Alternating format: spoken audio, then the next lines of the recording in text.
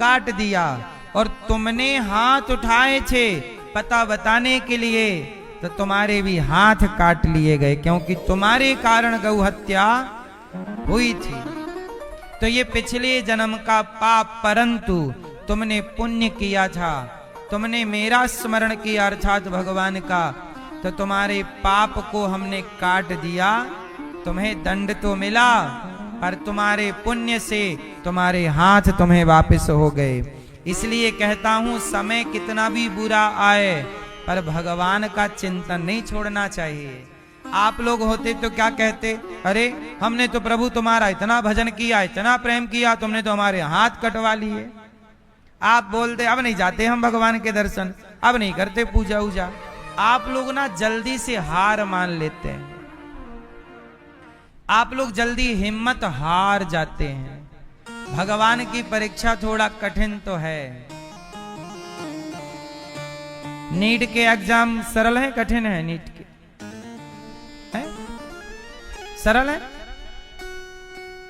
फिर जब सामान्य सी डिग्रियां, सामान्य सी उपलब्धियां इतनी कठिन होती हैं, तो जब जगत के पालनहार आपको मिलेंगे तो सरलता से थोड़ा तो आपको देखा जाएगा कच्चे कितने हो, पक्के कितने हो।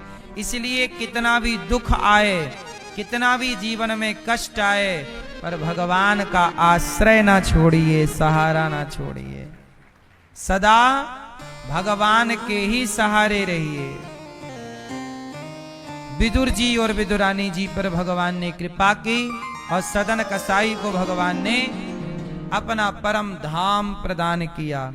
कहने का अर्थ ये है कि भगवान ये नहीं देखते कि तुम्हारी अमीरी गरीबी क्या है, जात क्या है। भगवान भाव देखते हैं।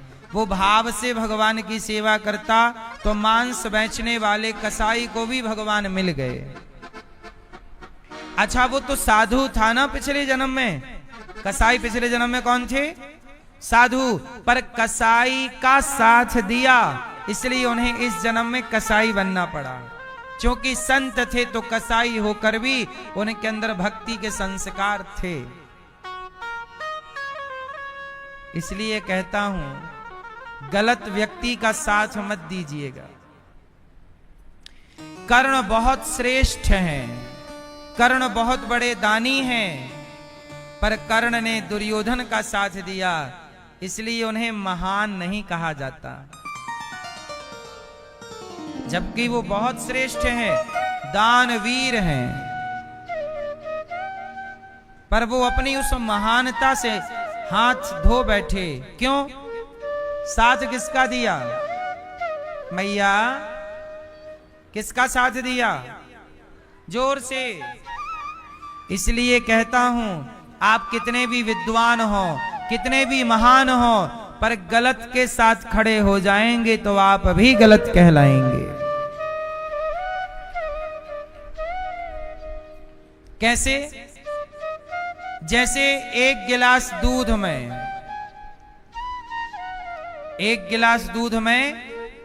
आधा चम्मच जहर घोल दीजिए।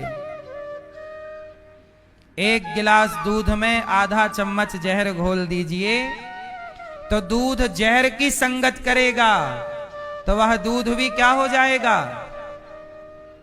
क्या हो जाएगा? जहर हो जाएगा कि दूध ही रहेगा? बोलो। हाँ, दूध जहर की संगत करता है तो दूध जहर हो जाता है। ऐसे ही है साहब, आप कितने भी अच्छे हो, कितने भी महान हो, पर संगत गलत की करोगे। कैकई माता कितनी महान है, राम को दूध पिला रही हैं अपना।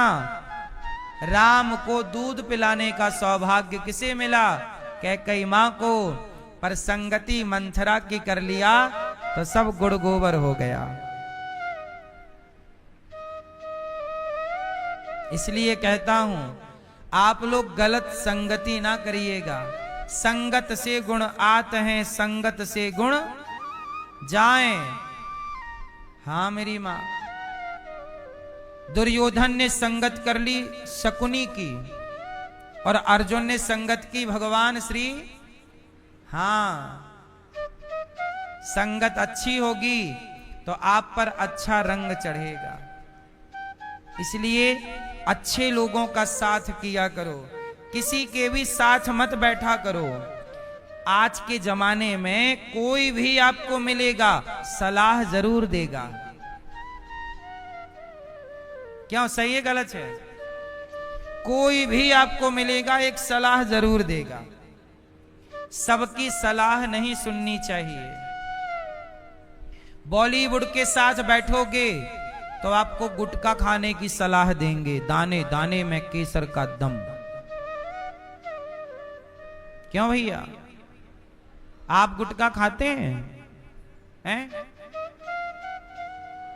खाते हो? कौन सा वाला पसंद है? गुटखा खाने से फायदा होता है?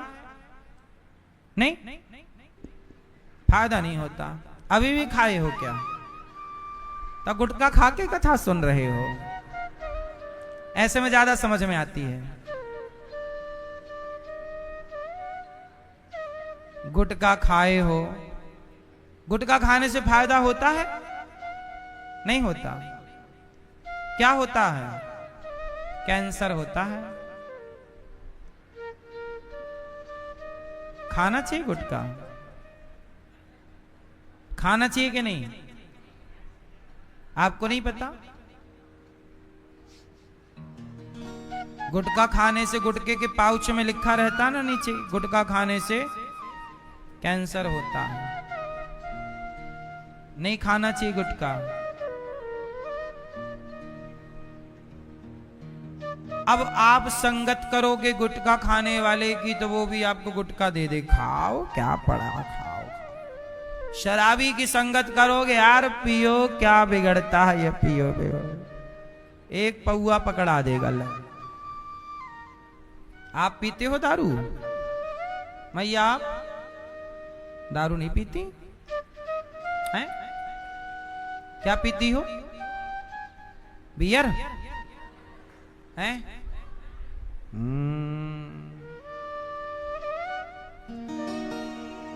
तो अब संगति करोगे शराबी की तो शराब मिलेगी, गंजेड़ी की तो गांजा मिलेगा, गुटके वाले की गुटखा। संतों की संगत करोगे तो संतों की संगत करोगे तो भगवान मिलेंगे। हाँ, इसलिए तो कहा संतन के संग लाग रे, तेरी बिगड़ी बनेगी, बिगड़ी बनेगी, तेरी बिगड़ी बनेगी, होय तेरो बड़ भाग रे, तेरी अच्छी बनेगी। भैया गुटखा ना खाया करो। हाँ, अब नहीं खाओगे? हैं? अब नहीं खाना, कैंसर हो जाएगा तो कई लाख लग जाएंगे। ये जबड़ा बड़ा सब गायब हो जाता है। कैंसर वाले नहीं देखा, कई लोगों को हो गया, उनका देखा कि नहीं आपने? फिर क्यों बीमारी पैसे से खरीद रहे हो? नहीं खाना वह खाओ, मां कसम नहीं खाओगे, नहीं खाओगे कसम। हाँ, संतन के संग लाग रे, तेरी अच्छी बनेगी।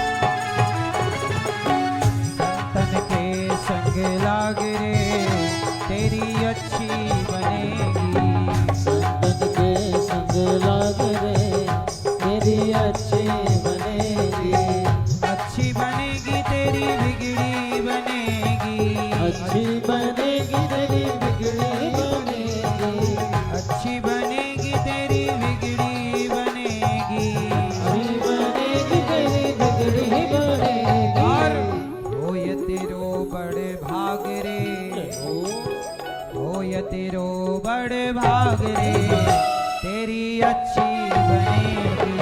ओ ये तेरो बड़ो भाग रे तेरी अच्छी बनेगी। संतन के संग लाग रे तेरी अच्छी बनेगी। संतन के संग लाग रे तेरी अच्छी बनेगी। जय हो।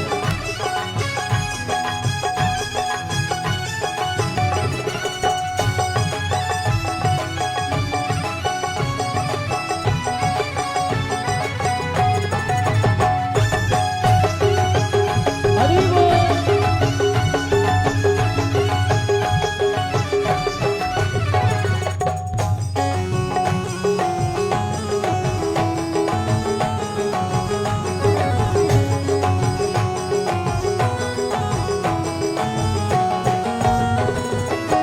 कागा से तो है हंस करेगो। कागा से तो है हंस करेगो।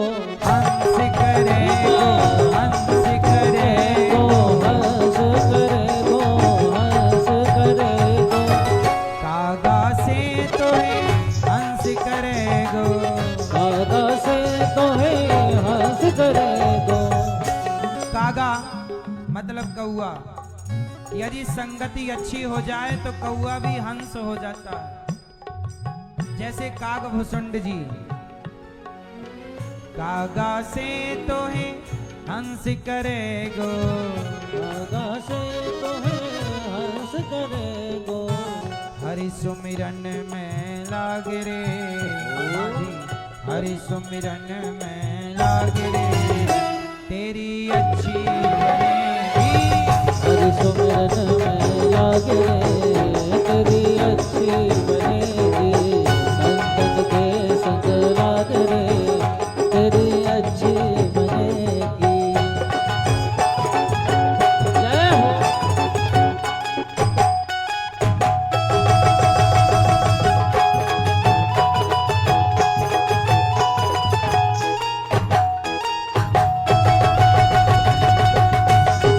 हे हरि।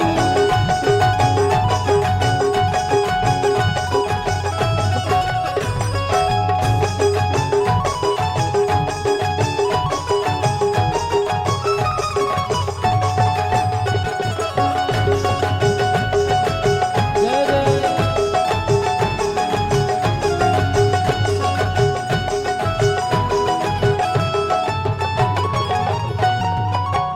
ध्रुव जी की बन गई प्रहलाद जी की बन गई। ध्रुव जी की बन गई प्रहलाद जी की बन गई। ध्रुव जी की बन गई प्रहलाद जी की बन गई। ध्रुव जी की बन गई प्रहलाद जी की बन गई। ध्रुव जी की बन गई प्रहलाद जी की बन गई। ध्रुव जी की बन गई प्रहलाद जी की बन गई। ध्रुव जी की बन गई। क्यों? गुरु चरणन में लाग रे। हाँ जी। गुरु चरणन में लाग रे तेरी अच्छी बनेगी। गुरु चरणन में लाग रे तेरी अच्छी बनेगी। संतन के संग लाग रे तेरी अच्छी बनेगी। संतन के संग लाग रे तेरी अच्छी बनेगी।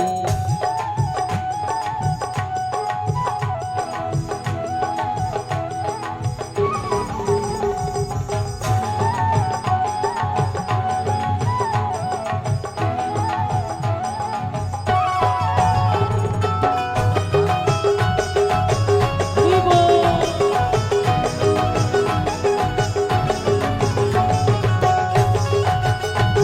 जय हो।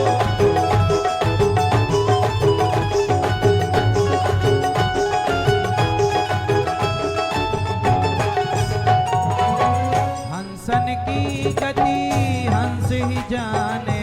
हंसन की गति हंस ही जाने। हंस ही जाने। हंस ही जाने। हंस ही जाने। हंस ही जाने।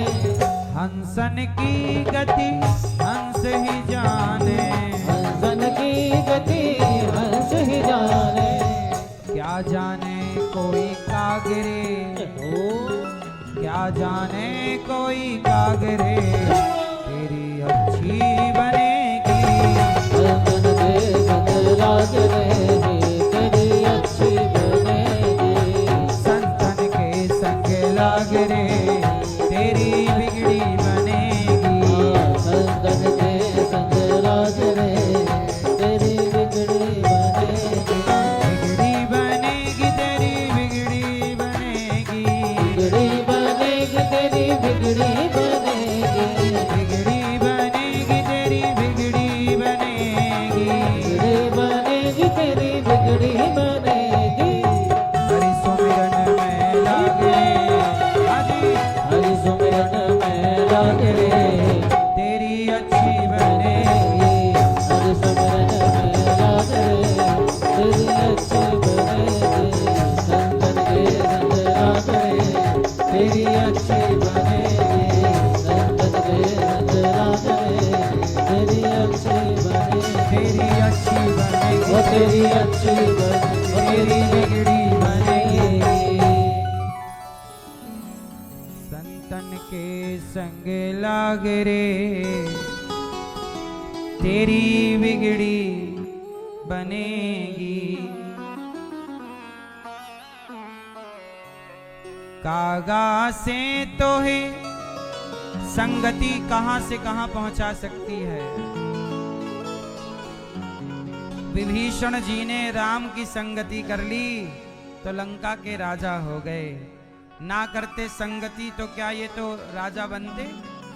लात मार के निकाल दिया था रावण ने। मैया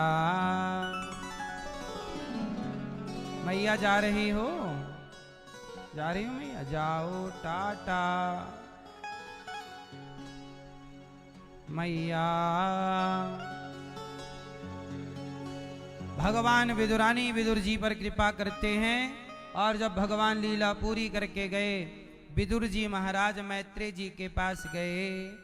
सुखाय कर्माणि करोति लोको न तैः सुखं वान्यदुपारवं वा विन्देत भूयस्ततोएव दुःखं यदत्र युक्तं भगवान वदेन्नः।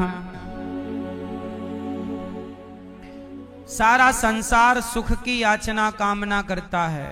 विदुर जी ने मैत्रेय जी से कहा कि सब लोग सुख चाहते हैं, क्यों दुख मिलता है? बोले संसार का नाम दुखालय है, इसमें आए हो तो दुख तो उठाना पड़ेगा।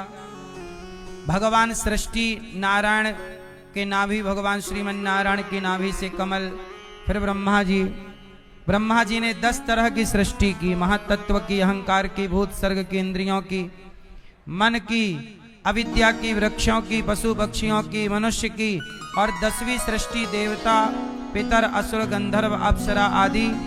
इस तरह फिर ब्रह्मा जी ने सृष्टि को डिवाइडेशन में रखा। 4 युग बनाए, सतयुग, त्रेता, द्वापर, कलयुग। महीने बनाए, 12 महीने बनाए, पक्ष बनाए, 2 पक्ष बनाए, कृष्ण पक्ष और शुक्ल पक्ष। इस तरह से सब शुरुआती क्रम चला। इसके बाद क्या हुआ कि ब्रह्मा जी के शरीर से मनु और शत्रुपा प्रकट हुए। मनु शत्रुपा की 3 बेटियां और 2 बेटे हुए, आकुति, देवहूति और प्रसूति। आकुति, देवहूति और आकुति का विवाह रुचि प्रजापति से हुआ, देवहूति का विवाह करदम जी। करदम जी बहुत बड़े संत हैं। मनु जी अपनी बेटी को लेकर गए, महाराज मेरी बेटी से विवाह कर लो। करदम जी ने कहा कि मैं आपकी बेटी को कोई सुख नहीं दे सकता, क्योंकि मैं तो जंगल का वासी हूं। कहा कोई बात नहीं, आप तपस्वी हैं, मेरी बेटी के लिए तपस्वी वर मिलेगा, इससे और अच्छा क्या होगा। पहले के माँ बाप अपनी बेटी के लिए तपस्वी योग्य लड़का ढूंढते थे। आज के माँ बाप केवल पैसा वाला लड़का ढूंढ रहे हैं, है ना। पैसे वाले भी आजकल तो संसार में कुछ अलग ही चल रहा है। मेरी माँ अभी एक लड़की अपने होने वाले पति को कहीं ले गई घुमाने के बहाने और 350 फीट नीचे गहरी खाई में ढकेल दिया। क्योंकि उसका किसी के साथ चक्कर था। शादी की तारीख पक्की हो गई। शादी के लिए लड़के के पिता ने होटल बुक कर दी, सब व्यवस्थाएं हो गई। बहुत बड़े लोग थे, उनके मेहमान प्लेन से आने वाले थे तो 2 प्लेन बुक कर दिए थे। लेकिन जानते हो क्या हुआ? होने वाली पत्नी ने, अच्छा लड़के ने अपनी होने वाली पत्नी के जन्मदिन में बढ़िया तोहफा देना चाहा और लड़की ने उसे मौत देनी चाहिए। तुम्हें मार देंगे। क्यों मार दिया? ले गई और धक्का दे दिया और बोल दिया सेल्फी लेते समय गिर गए, और वो अपने के यार के चक्कर में ना मार डाला। लड़की पक्ष भी बहुत बड़े लोग थे, लड़का पक्ष भी। एक ही लड़का था उनका, जिनका था, शादी हुई नहीं, मार डाला पहले। ये सब क्यों हो रहा है? ये सब इसलिए हो रहा है क्योंकि आजकल चरित्र की शिक्षा माता पिता दे ही नहीं रहे हैं। लड़की लड़के चरित्र से भटक रहे हैं, हाँ या ना? दूसरे के चक्कर में पड़ के ना बर्बाद कर लिया। इसलिए कहता हूं अपनी बेटियों को चरित्रवान बनाओ, अपने बेटों को चरित्रवान बनाओ।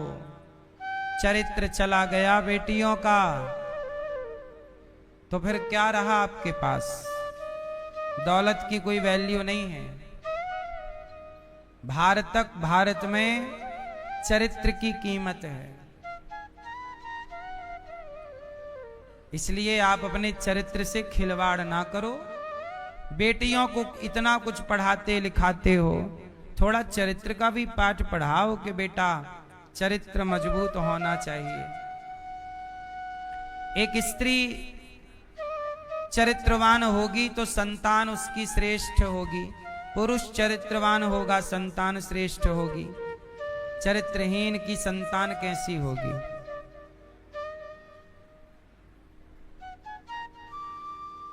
करदम जी के साथ विवाह कर दिया माता देवहूति का। देवहूति के भाग्य में कौन से पति हैं? तपस्वी। 40 साल बीत गए। जैसे ही जिस दिन विवाह हुआ उसी दिन करदम जी ध्यान में डूब गए, समाधि में चले गए, तपस्या में डूब गए। 40 साल बाद जागे। शादी हुई, दुल्हन आई और 40 साल तक पति समाधि में थे। पर वो पत्नी भागी नहीं कि मैं पति को छोड़ के भाग जाऊं, पति की सेवा में लगी रही। अब जब 40 साल बाद करदम जी समाधि से जागे तो देखे कोई बूढ़ी सी महिला है। कहा देवी तुम कौन हो? कहा महाराज भूल गए, हम आपकी पत्नी हैं। 40 साल पहले आपसे हमारा विवाह हुआ था और विवाह होते ही आप ध्यान में डूब गए, अब आपकी समाधि खुली है। करदम जी बोले राम राम, हमने तो तुम्हें कोई सुख दिया ही नहीं और तुम बूढ़ी हो गई, बताओ तुम्हें क्या चाहिए? कहा आप जैसे पति मिले हैं तपस्वी, बस एक पुत्र की कामना है आपसे, और क्या चाहिए? तब कहा कि ठीक है, ये सरोवर में तुम स्नान करो। करदम जी ने अपने तपस्या के प्रभाव से उस सरोवर में जैसे ही देवहूति स्नान करने गईं, तपस्या के बल पर वह सुंदर जवान होकर लौटी। 16 साल की। करदम जी भी उसमें डुबकी लगाए, वह भी जवान हो गए। करदम जी ने एक विमान की रचना की जिसे कामग विमान कहते हैं। उस विमान पर बैठे और बहुत समय तक विमान से भ्रमण करते रहे। करदम जी की 9 बेटियां हुई देवहूति के गर्भ से। जिन बेटियों का नाम आप जानते हैं, अनुसुईया, अरुंधति, अरुंधति वशिष्ठ जी की पत्नी, राम जी की गुरु माता, और अनसुईया जी पतिव्रता नारी अत्रि जी की पत्नी, जिनके यहाँ ब्रह्मा विष्णु महेश तीनों आए थे परीक्षा लेने और बच्चे बन गए थे। ये वो अनसुईया, मतलब इतनी श्रेष्ठ बेटियों के ये माता पिता हैं। क्यों? क्योंकि तपस्वी हैं। जो व्यक्ति त्यागी तपस्वी होगा, धर्म से चलता होगा, उसकी संतान श्रेष्ठ होगी। और जो व्यक्ति गलत होगा, उसकी संतान देख लेना कैसी होती है। अब तुम्हारे बच्चे तुम्हें पानी तक तो देते नहीं गिलास भर। तुम्हारे बच्चे तुम्हें सम्मान से 2 वक्त की रोटी तो देते नहीं। तो बच्चे हैं, पर तुम्हारा बच्चा तुम्हें ही रोटी नहीं दे रहा है, तुम्हारी इज्जत नहीं कर रहा है, तो ऐसे संतान है भी तो क्या फायदा? सही है गलत है? इसलिए मेरी मां, संतान वो श्रेष्ठ नहीं जो बच्चा आप पैदा करते जाओ 4-6 कर लो, नहीं। संतान वही श्रेष्ठ है जो धर्म से चलने वाली हो। माँ बाप का ऋण माने, सदा हर बेटे को ये लगना चाहिए कि मेरे ऊपर मेरे माँ बाप का ऋण है। आजकल की औलाद उपकार भूल जाती है। केवल औलाद नहीं, आजकल के लोग उपकार भूल जाते हैं, एहसान भूल जाते हैं। आपने बहुत अच्छा किया किसी के साथ, लेकिन उसने आपके साथ अच्छा नहीं किया। अब जैसे आपने किसी कोई आपका परिवारी जन रिश्तेदार मुसीबत में होता है, कोई मुसीबत में है, बोला भैया हमें 20,000 रुपए की बहुत जरूरत है, काम रुका पड़ा है, आप 20,000 की मदद कर दीजिए। आपने दया की और अपने रिश्तेदार की, अपने दोस्त की 20,000 रुपए दे करके मदद कर दी। तो आपने सही किया कि गलत किया? सही किया। इंसानियत के नाते आपने उसकी हेल्प कर दी, मदद कर दी। लेकिन वो इतना बड़ा बेईमान निकला कि वो 20,000 रुपए बोला कि अगले महीने दे दूंगा। आपने 2 महीने बाद फोन लगाया कि भाई साहब वो अब हमें 20,000 की जरूरत आने पड़ी है, आप लौटा दो। अरे खा के भागे जा रहे हैं क्या? मतलब आदमी इस तरह से पाली बदल लेता है और इस तरह से बोलता है कि जैसे आप पर वो उपकार कर रहा है। मतलब इतने बड़े नमक हरामी, इतने बड़े नालायक, ऐसे लोगों को ना भगवान नाली का कीड़ा जरूर बनाएंगे। और नाली का कीड़ा 1000 बार बना के फिर तुम्हें गली का कुत्ता बनाएंगे। जिस व्यक्ति ने तुम्हारे साथ भला किया है, तुमने उसके साथ विश्वासघात किया। जब उसने तुम्हारी मदद की तो उस पर मुसीबत आई तो तुम्हें भी करनी थी ना, तुमने नहीं की। ईश्वर अंधा नहीं है, भगवान की आंखें फूटी नहीं है। तुम्हें कुछ नजर भले ना आए, पर वहां सब हिसाब चल रहा है। ये पाप करने से बचिएगा। कम से कम जिसने तुम्हारे संग अच्छा किया उसके साथ तो दगा ना करो साहब, उसके साथ तो ईमानदार रहो। तुम्हारी मुसीबत में साथ दिया। कुत्ता भी अपने मालिक, कुत्ता बड़ा वफादार होता है। कुत्ता क्या होता है? बहुत बड़ा। कुत्ता बहुत बड़ा वफादार होता है। क्या बताएं, आजकल का व्यक्ति पता नहीं कहां से सीख लिया ये सब। कुछ भी है ना।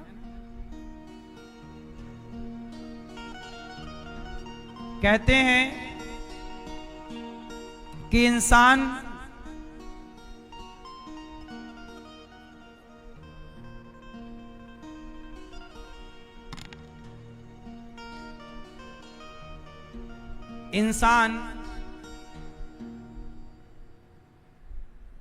शेर के साथ नहीं रहता, फिर भी मांस खाना सीख जाता है। इंसान लोमड़ी के साथ नहीं रहता, फिर भी चालाकी जोर से सीख जाता है। शेर के साथ नहीं रहता फिर भी मांस सीख गया, लोमड़ी के साथ नहीं रहता फिर भी चालाकी सीख गया, पर कुत्ते के साथ रहता है इंसान फिर भी वफादारी नहीं सीख पाया कुत्ते से। तुमने कुत्ते से वफादारी नहीं सीखी तो क्या सीखा? कुत्ते के साथ रहते हो, कम से कम उससे क्या सीखो? वफादारी तो सीखो। कुत्ता वफादार होता है। तो जब आप किसी के साथ बेईमानी करके मरते हो तो बेईमानी का उल्टा क्या हुआ? बेईमानी वफादारी। वफादारी करो भाई, वफादारी और बेईमानी सामने आमने है कि नहीं? आमने सीधा। तो जो व्यक्ति बेईमान है उसे अगले जन्म में वफादार तो होना ही पड़ेगा। तो वफादार कुत्ता है, तो जो आज बेईमानी करता है उसे अगले जन्म में भगवान कुत्ता बना के भेज देते हैं। जा अब तू वफादार हो। इंसान होके तो हो ना सका, कुत्ता होके ही हो। तो आजकल का इंसान इतना बेईमान है। इसलिए कहता हूं कि आप किसी के साथ दगा मत कीजिएगा। दगा किसी का सगा नहीं है। हाँ, दगा किसी का सगा नहीं है, किया नहीं तो कर देखो। दगा किसी का सगा नहीं है, किया नहीं तो कर देखो। जिसने जिसने दगा किया है जाकर उसका घर देखो। दगा किया था रावण ने जब साधु भेष बनाया था। भिक्षा लेने गया था लेकिन सीता को हर लाया था। दगा किया था रावण ने जब साधु भेष बनाया था। भिक्षा लेने गया था लेकिन सीता को ही हर लाया। लंका नगरी राख बनाया, पल भर में रघुवर देखो। जिसने जिसने दगा किया है जाकर उसका घर देखो। जिसने जिसने कौरव पांडव जुआ है खेले, शकुनी पासे फेंक रहा। दुर्योधन की दादागिरी को वो नटवर नागर देख रहा। कौरव पांडव जुआ है खेले, शकुनी पासे फेंक रहा। दुर्योधन की दादागिरी को नटवर नागर देख रहा। बिना शत्रु के वंश मिटाया, बिना शत्रु के वंश मिटाया। लीला नटवर की देखो। जिसने जिसने दगा किया है जाकर उसका घर देखो। किसी को धोखा देकर मैया एक बार खुश हो जाना। कर्म की अग्नि में जलकर फिर जीवन भर पछताना। सच्चा सुख पाने की खातिर भला किसी का कर देखो। जिसने जिसने दगा किया है जाकर उसका घर देखो। आप लोगों ने तो किसी का पैसा नहीं खाया ना? लिया है तो दे देना, खा के मत मरना मैया, उस पैसा को चुकाने आना तो पड़ेगा। एक सेठ जी दुकान खोले ही थे कि एक मैया पहुंच गई। सेठ जी ये लो अपने 10 रुपए। सेठ जी बोले मेरे 10 रुपए कैसे? अरे कल आपके यहां से सामान लिया था तो आपके तरफ से मेरी ओर 10 रुपए ज्यादा आ गए। ज्यादा आ गए 10 रुपए। मैं कल ही आई थी आपका पैसा लौटाने, घर में जाके गिना तो 10 रुपए ज्यादा थे। सामान हुआ था 360 रुपए का और आपने जो वापस किए मुझे पैसे 500 में से, उसमें से 10 रुपए हिसाब से ज्यादा कर दिया। तो अब ये 10 रुपए कल ही आई थी पर आपकी दुकान बंद हो गई। सेठ जी बोले बहन 10 ही रुपए तो थे, क्या जरूरत थी लौटाने की? उस मैया ने कहा सेठ जी तुम्हारे तो 10 रुपए में खा जाऊंगी, पर जब मर के भगवान के घर जाऊंगी तो भगवान को क्या मुंह दिखाऊंगी कि मुझे पता था कि मेरे हिसाब में ज्यादा आए। तो क्या ईश्वर को क्या मुंह दिखाती कि 10 रुपए में नियत डोल गई मेरी? ना सेठ जी, हम गरीब जरूर हैं पर हम बेईमान नहीं हैं। हम किसी का 1 रुपए भी नहीं रखना चाहते, जो हमारा है वो हमारा है। मैं कल भी आई थी। सेठ जी बोले तुम रहती कहाँ हो? बोले मैं सेक्टर 7 में रहती हूँ। तो तुम्हारा वहां से आने में कितना किराया लगा? बोले किराया 20 रुपया लगा। बोले 20 रुपए किराया लगा के 10 रुपया लौटाने आई थी कल, और आज भी आई तो कल का 20 रुपए और आज का भी 20 रुपए, 40 रुपए हो गए। 40 रुपए खर्च करके तुम मुझे 10 रुपए लौटाने आई हो। उस महिला ने कहा सेठ जी ईश्वर की आंखें सबको देखती हैं, मैं मर ही तो जाऊंगी एक दिन। विधवा हूं मैं, मेरा पति नहीं है, छोटे छोटे बच्चे हैं, मैं मजदूरी करती हूं, पैसा ईमानदारी से कमाती हूं। आज तक मैंने किसी का 1 रुपए नहीं लिया, 1 रुपए का कर्जा नहीं है मेरे ऊपर। मजदूरी करती हूं पर डरती हूं कि विधाता देख रहे हैं। अब वो महिला तो 10 रुपए दे करके चली गई, लेकिन ये जो सेठ था इसके दिमाग में ठनका। इसने सोचा यार 1 हफ्ता पहले मैंने भी अपने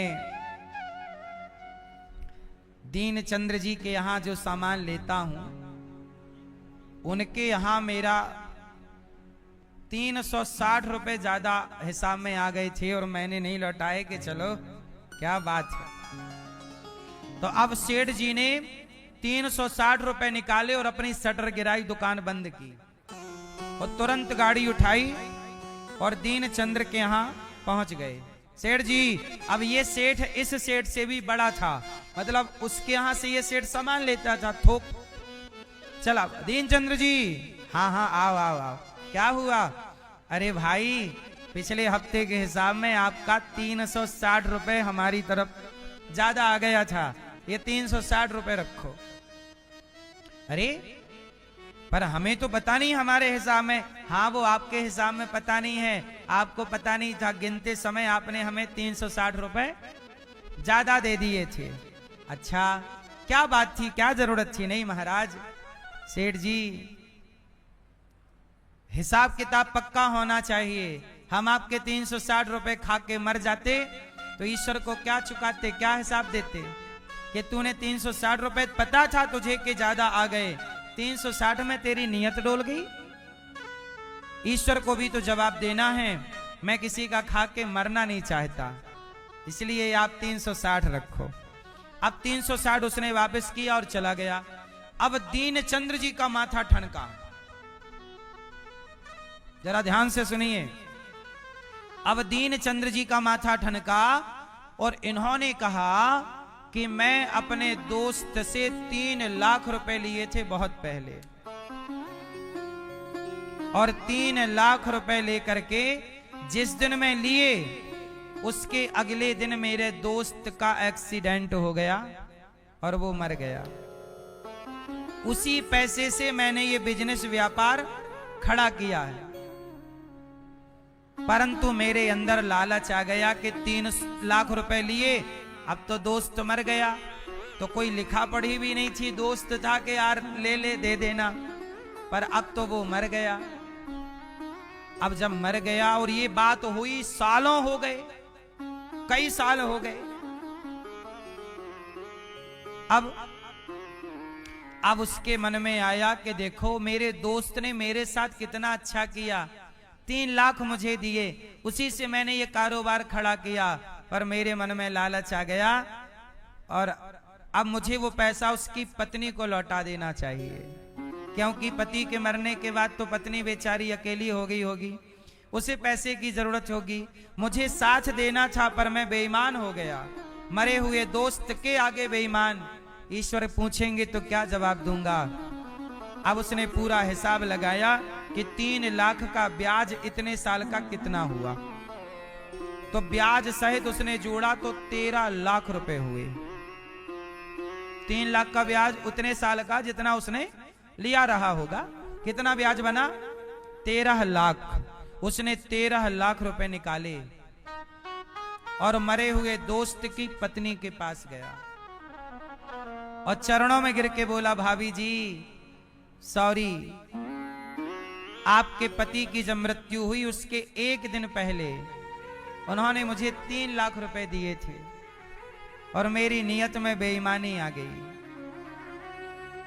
पर मेरे आज एक मित्र ने बताया कि 360 रुपए यदि मैं खा के मरूंगा तो ईश्वर को क्या जवाब दूंगा, तो मैं 3 लाख खा के मरता तो मैं ईश्वर को क्या जवाब देता।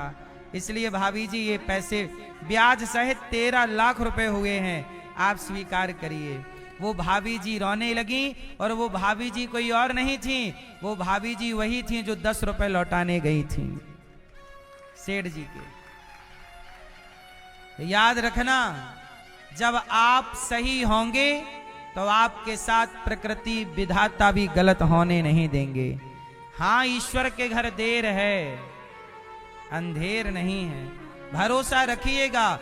आप कहते हैं कि वो बेईमान हैं, वो गलत करते हैं, अरे वो करते हैं करने दो, तुम तो मत करो। वो बेईमान है ना, करने तुम ना करो। तुम किसी के 1,00,000 2 लाख खा भी लोगे तो कौन से धन्ना सेठ हो जाओगे? 1,50,000 की बेईमानी कर भी लोगे तो क्या पा जाओगे?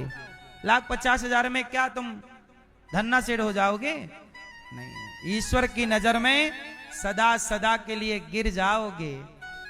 मैया 2 चीजें कभी ना करना, ये ना किसी के साथ दगा, 1 रुपए का भी चोरी ना करना, ये चोरी है। ये क्या है? एक प्रकार की क्या हुई है? हमने आपसे 10 रुपए लिए और लौटाए नहीं, ये चोरी है। चोरी ना करना, कभी किसी के साथ दगा ना करना और पराई स्त्री पराई पुरुष में ना उलझना। यदि 2 काम से बच गए ना तो ईश्वर के सामने भी नजरें मिला के बात कर पाओगे आप लोग। और यदि ये 2 काम किए गलत, अपनी पत्नी को धोखा देके पराये स्त्री से और अपने पति को धोखा देकर पराये मर्द से तुमने चक्कर वक्कर चलाया तो ईश्वर के आगे नजरें ना मिला पाओगे। इसलिए नजरें मिला पाओ।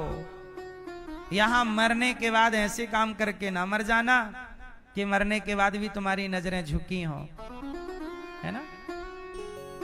नजरें मिला के बात कर पाओ, इसके लिए आपको ईमानदार होना पड़ेगा। किसी का मत खाना, लिया है वापस करो, 1 रुपए की बेईमानी ना हो, क्योंकि ईश्वर की अदालत में सबका हिसाब है। बड़े बड़े कानून प्रभु के, बड़ी बड़ी मर्यादा, किसी को कौड़ी कम नहीं देता, किसी को दमड़ी ज्यादा।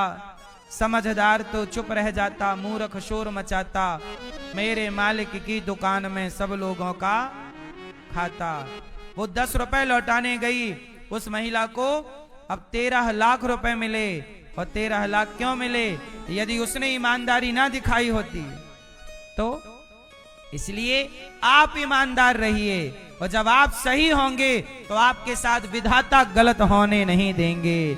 अर्जुन सही थे तो भगवान साथ खड़े हो गए। तुम सही हो ना, बस तुम किसी की गारंटी मत लो, बस अपनी लो। तुम सही हो तो भगवान तुम्हारे संग रहेंगे। भगवान कभी सत्य का साथ नहीं छोड़ते, इनकी जिम्मेदारी होती है, ये सत्य का साथ नहीं छोड़ सकते, ये कभी धर्म का साथ नहीं। भगवान बंधे हैं धर्म से, भगवान चाह करके भी अधर्मी का साथ नहीं दे सकते, भगवान चाह करके भी गलत का साथ नहीं दे सकते।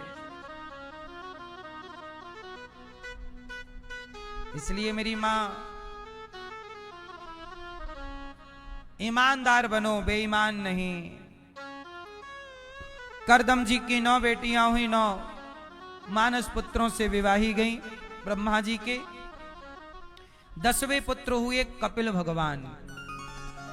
कपिल साक्षात भगवान नारायण के 24 अवतारों में एक अवतार भगवान कपिल देव जी का है। और कपिल देव जी प्रकट हुए, और जब कपिल देव जी प्रकट भये, करदम जी अपनी पत्नी से हाथ जोड़कर बोले, देवी बेटियों का विवाह मैंने कर दिया, बेटा ये रहा, अब मुझे आज्ञा दो, अब मैं जाऊं जंगल तपस्या करूं, अब मैं प्रभु का स्मरण करूं। देखो गृहस्थी कितने साल की होती है मैया? गृहस्थी कितने साल की होती है नहीं पता?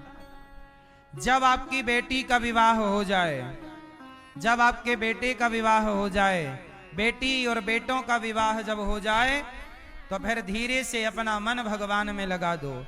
अब आपकी गृहस्थी की जिम्मेदारी पूरी हुई, बेटे का हो गया ना ब्याह, बेटी का हो गया ना ब्याह, अब तो हो गई ना पूरी। अब चित्त दोनों पति पत्नी, अब मन भोगों से हटा के मन को और भगवान में पूरा चित्त समर्पण कर दो। दिन भर भगवान का स्मरण, दिन भर कथा, अच्छे काम।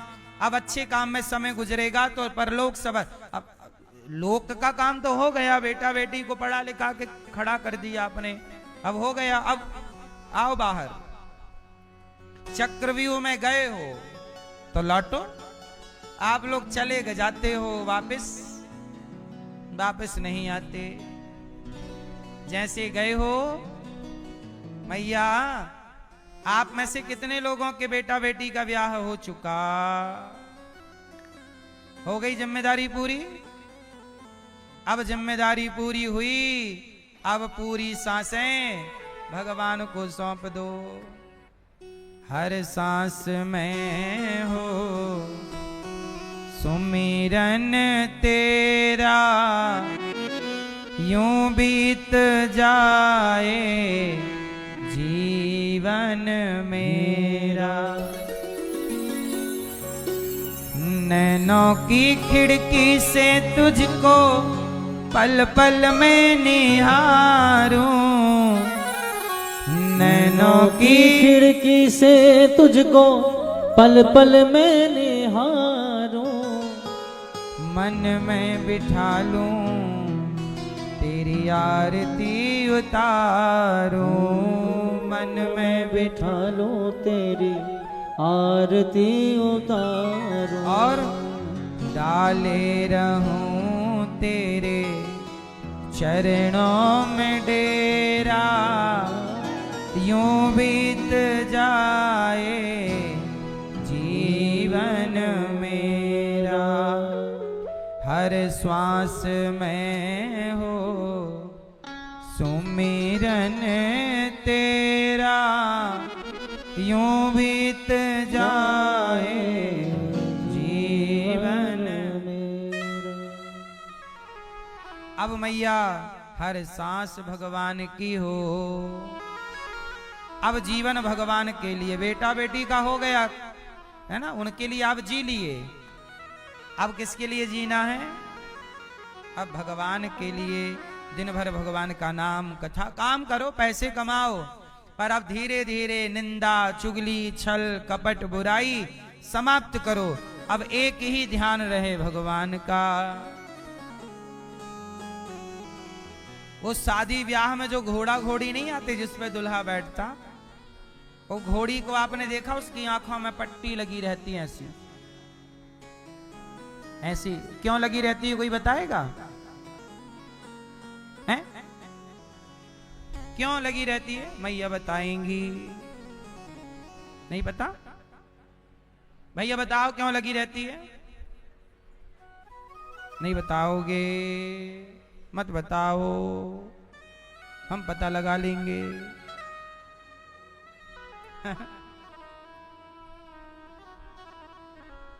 मैया पता लगाने चली, ये मैया जी बोली मैं अब भी आती हूँ पता लगा के, घोड़ी के काहे पट्टी लगी है आंखों में, जा पता लगा के आ मेरी माँ। ये हमारी मैया प्रैक्टिकल है पूरी, अब भी आती हूं मैं।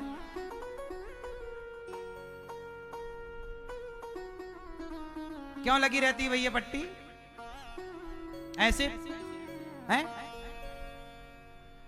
हाँ, ताकि घोड़ी केवल उसे सीधा दिखाई पड़े, आगे का अगल बगल का, क्योंकि यहां वहां देखेगी तो वो बिचकेगी, लात मारेगी, उछलेगी ज्यादा। सीधा ऐसे जब आपके बेटी बेटे का ब्याह हो जाए ना, तो आप भी एक पट्टी यहां बांध लेना, यहां वहां कम देखो, अब सीधा भगवान की तरफ ज्यादा देखो, इसी से तुम्हारी भलाई है। अब यहां वहां देखने का टाइम खत्म। बोलो हाँ। अब सामने वाली खिड़की में ना देखो। आदमी गाना गा रहा था, सामने वाली खिड़की में एक चांद का टुकड़ा रहता है ना? अब ये चांद का टुकड़ा सामने वाली खिड़की में मत, सीधा देखो ईश्वर की तरफ, पड़ोसन की तरफ नहीं।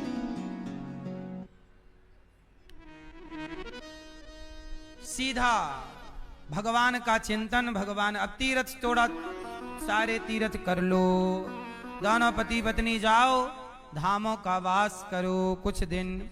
क्या है, दिन भर घर में रहोगी ना मैया, बहू परेशान हो जाएगी। थोड़ा तीर्थों में रहोगी, 15 दिन इस तीर्थ में, 15 दिन वहां, फिर जब घर जाओगी महीने 2 महीने में, तो बहू बादाम का हलवा देगी, सासू माँ आई तीर्थ करके। दिन भर घर में ही पड़ी रहती हो, सास कहे, बहू कहेगी है बुढ़िया घर पे ही रहती है, कहीं नहीं टरती। एक तो बुढ़ापे में आप लोग भी घर से निकलती नहीं हो।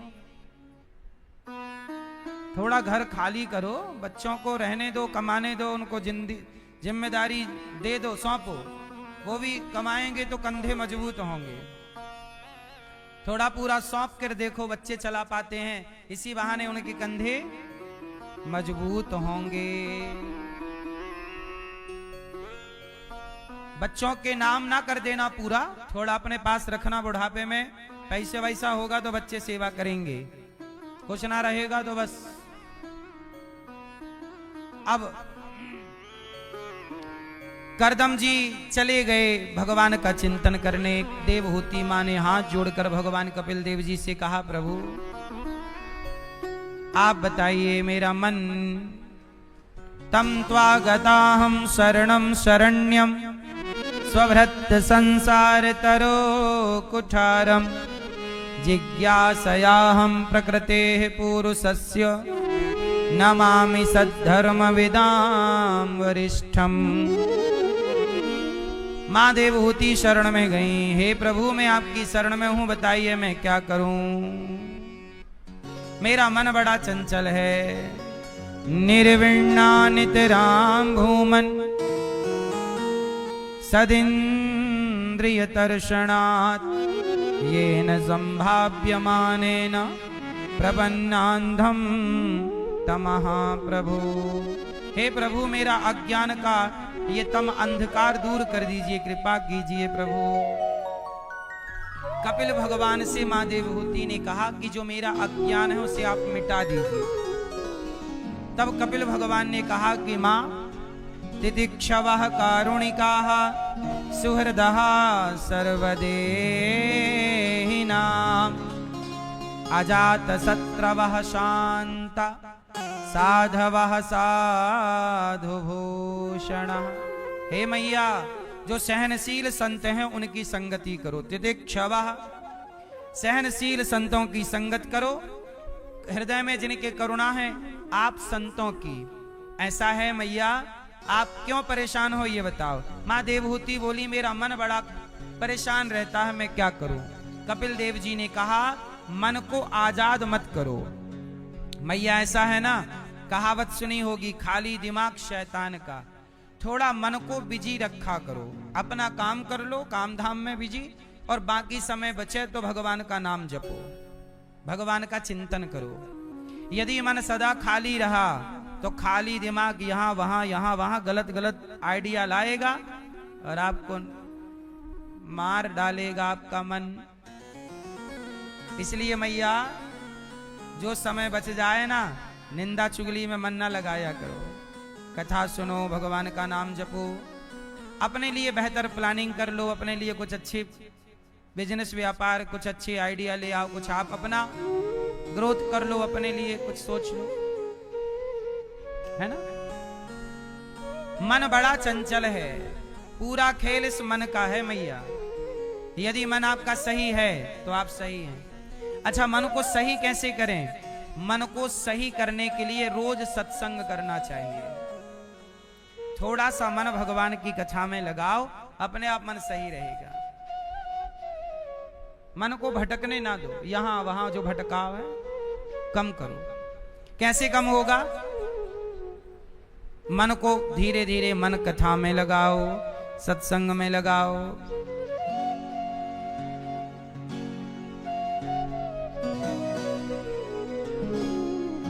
तो मन करत करत अभ्यास के मन को धीरे धीरे, आज 1 माला जपो, कल 2 माला, परसों 3 माला, धीरे धीरे माला जप बढ़ो, नाम जप करो, धीरे धीरे कथा सुनो, धीरे।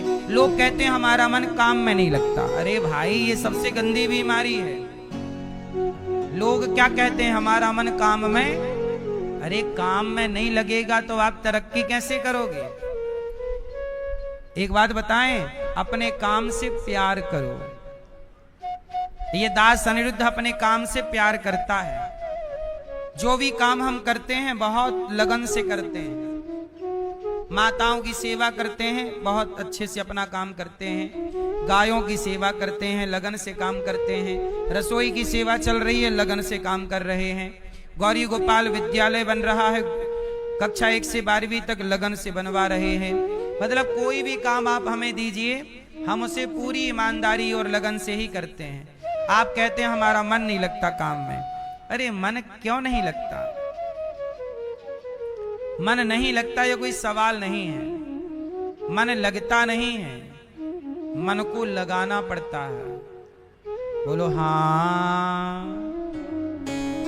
मन लगता नहीं है, मन तो, यदि आपका मन नहीं लगता काम में, तो जिस काम को आप सीरियस ले ही नहीं रहे हैं, वो काम आपको सफल ना बनाएगा।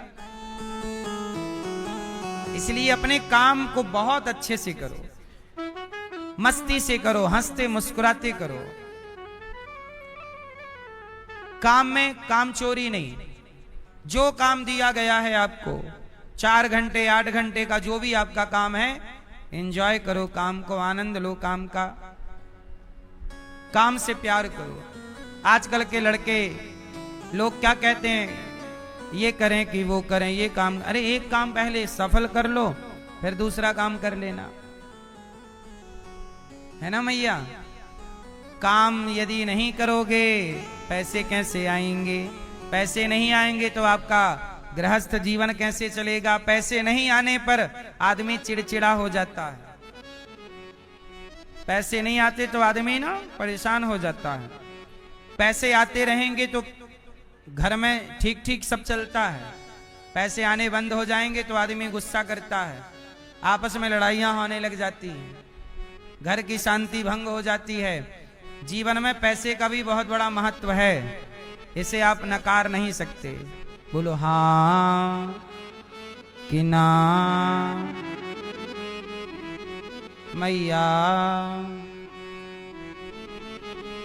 लाल मैया सो रही हैं।